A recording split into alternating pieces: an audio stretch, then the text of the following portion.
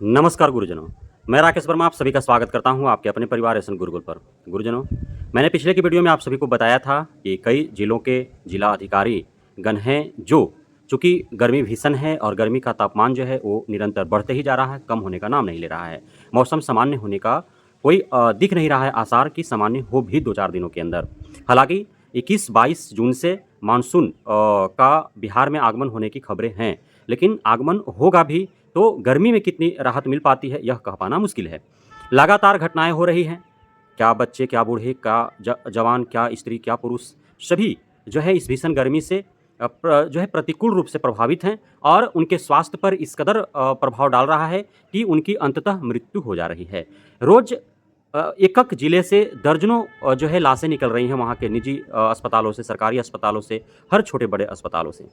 इन सारे हालातों को देखते हुए और तमाम जो बिहार के विभिन्न जिलों के जिलाधिकारी महोदय हैं, उनकी चूँकि डॉक्टर एस सिद्धार्थ के आने के बाद उन्हें उनका शक्ति लौटा दिया गया है, तो उस शक्ति का प्रयोग करते हुए और शैक्षणिक संस्थानों को पुनः बंद करने का आदेश निर्गत कर रहे हैं। जिसमें 2 जिलों का आदेश देखने को मिला, पटना जिला का जिलाधिकारी महोदय का और गया जिला का जिलाधिकारी महोदय का। पटना जिला के जिलाधिकारी महोदय ने जो पत्र जारी किया है, उसमें सभी शैक्षणिक संस्थानों को छात्र-छात्राओं हेतु बंद करने का हिदायत दी गई है, लेकिन शिक्षक-शिक्षिकाओं को राहत नहीं दिया गया है। 18 जून 2024 और 19 जून 2024 को 2 दिनों के लिए जो है छुट्टी विस्तारित की गई है, लेकिन सिर्फ और छात्र-छात्राओं के लिए। शिक्षक-शिक्षिकाओं को विद्यालय आकर के और अन्य जो शिक्षा से इतर जो कार्य हैं, शिक्षकेतर जो कार्य हैं, उन सारे कार्यों को संपादित करने का आदेश निर्गत किया गया है।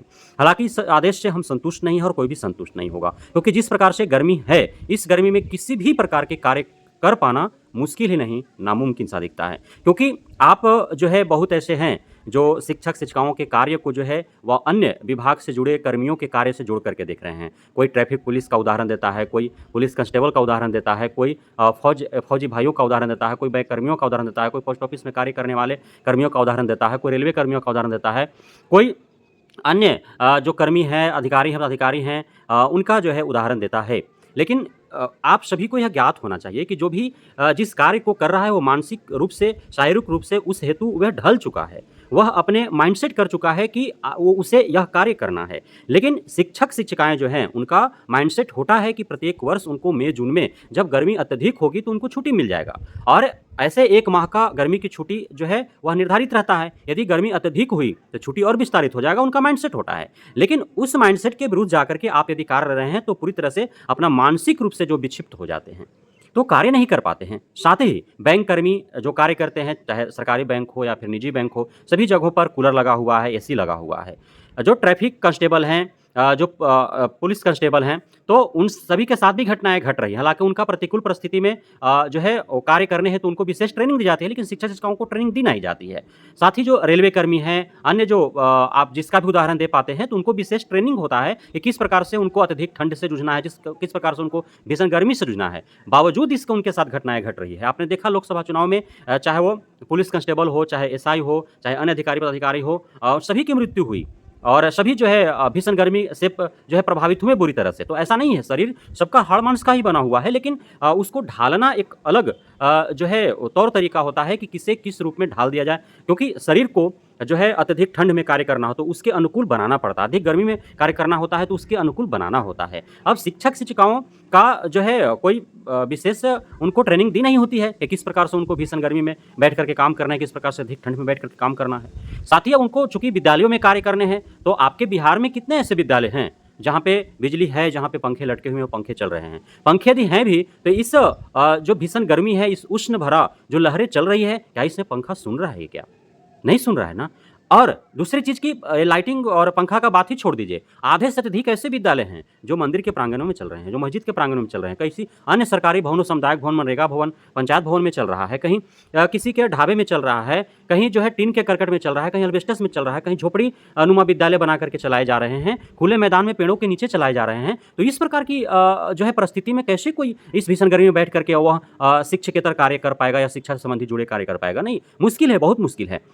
तो इसलिए बार-बार हमें जो है सभी जिलों के जिला अधिकारी महोदय जो हैं या फिर जो हमारे शिक्षा विभाग के 9 पदभार संभाले हुए जो हमारे एसीएस डॉक्टर एस सिद्धार्थ साहब हैं, शिक्षा मंत्री सुनील कुमार जी हैं, हमारे माननीय मुख्यमंत्री साहब नीतीश कुमार जी हैं, उप मुख्यमंत्री सम्राट चौधरी विजय सिन्हा जी, अन्य जनप्रतिनिधिगण हैं, तो उन सभी से मेरा गुहार है कि आप जो है अपने स्तर से निर्णय लें और जो घटनाएं घट रही उसको संज्ञान में लेते हुए उस पर ध्यान रखते हुए और विद्यालय का संचालन प्रारंभ करें।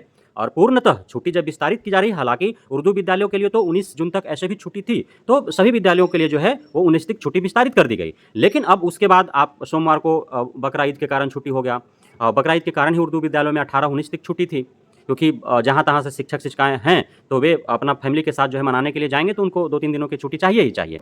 तो सामान्य विद्यालयों की भी छुट्टी जो है 19 जून तक के लिए विस्तारित कर दी गई है। हालांकि जो है जो छुट्टी जिस प्रकार से भीषण गर्मी है, पूरे हफ्ते के लिए छुट्टी जो है दी जानी चाहिए थी, क्योंकि सोमवार छुट्टी, मंगलवार छुट्टी, बुधवार छुट्टी, फिर शनिवार को छुट्टी, फिर सिर्फ गुरुवार और शुक्रवार 2 दिन के लिए विद्यालय खोल करके उस शिक्षिकाओं को प्रताड़ित करने की क्या आवश्यकता है, और सिर्फ शिक्षक शिक्षिकाओं को ही विद्यालय बुलाया जा रहा है, छात्र छात्राओं के लिए जो है बंद किए जा रहे हैं। तो यह जो परंपरा जो के पाठक के द्वारा आरंभ किया गया, यह बुरी तरह से जो है अमानवीय है। ऐसा करने की क्या आवश्यकता पड़ गई है? जब छात्र छात्राएं नहीं विद्यालय में रहेंगे तो शिक्षक शिक्षिकाएं आकर के क्या करेंगे? और शिक्षक शिक्षिकाओं से मेरा आग्रह होगा, यदि विद्यालय खुले भी जाते हैं और सामान्य मौसम नहीं होता है तो आप विद्यालय नहीं आए तो बेहतर होगा, क्योंकि आपका नियुक्ति पढ़ाने के लिए किया गया है, मरने के लिए नहीं। बहुत बहुत धन्यवाद।